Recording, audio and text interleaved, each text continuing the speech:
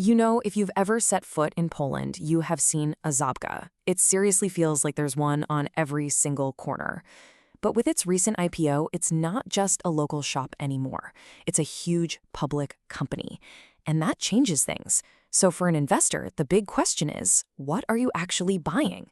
Let's unpack the investment case for Poland's convenience king.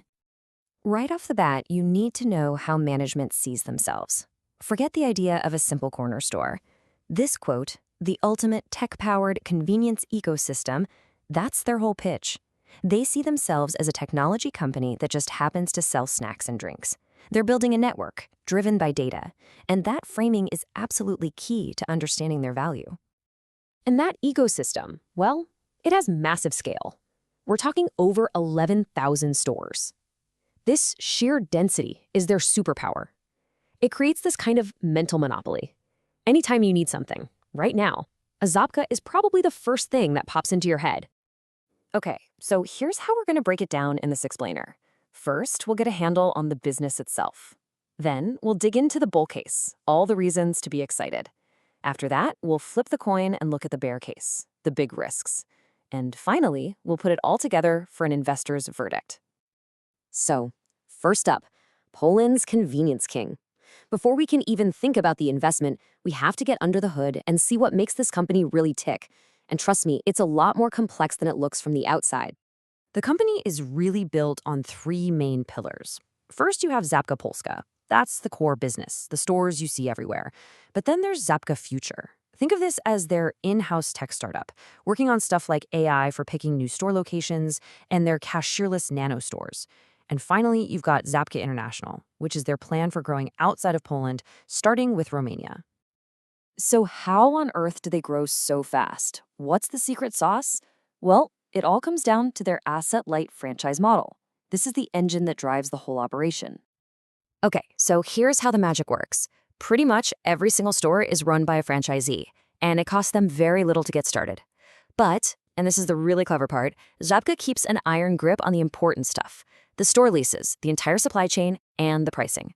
This gives them the best of both worlds. They can grow incredibly fast without spending their own capital, but they still maintain total control over the brand experience. That setup leads us perfectly into the bull case. Let's look at all the reasons why an investor would get really optimistic about where Żabka is headed. And the first argument is maybe the most powerful and the most unusual. It's not about their products or their app. It's about the law. The bulls point to something they call a regulatory moat. So here's the deal in Poland. There's a law that basically bans big stores, supermarkets, discounters, you name it, from opening on Sundays. But there's a critical loophole.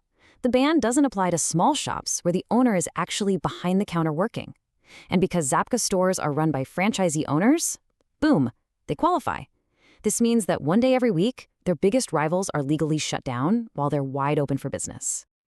And the result of that brilliant legal setup? Over 90% market share. Now, let's be clear, there are small fish in Poland's total grocery pond.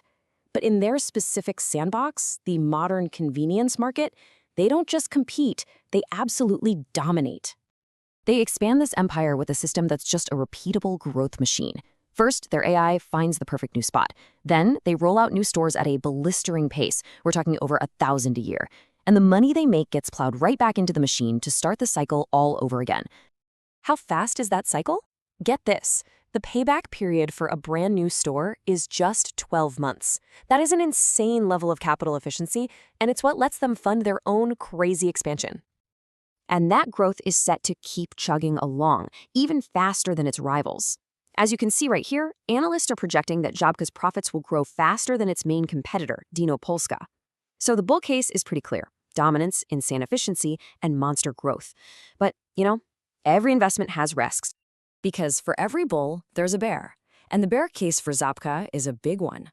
It sees the company not as a growth machine, but as a high-wire act, one that's performing beautifully, but is vulnerable to some very specific, very serious dangers. This is it. This is the single most important question you have to ask as an investor.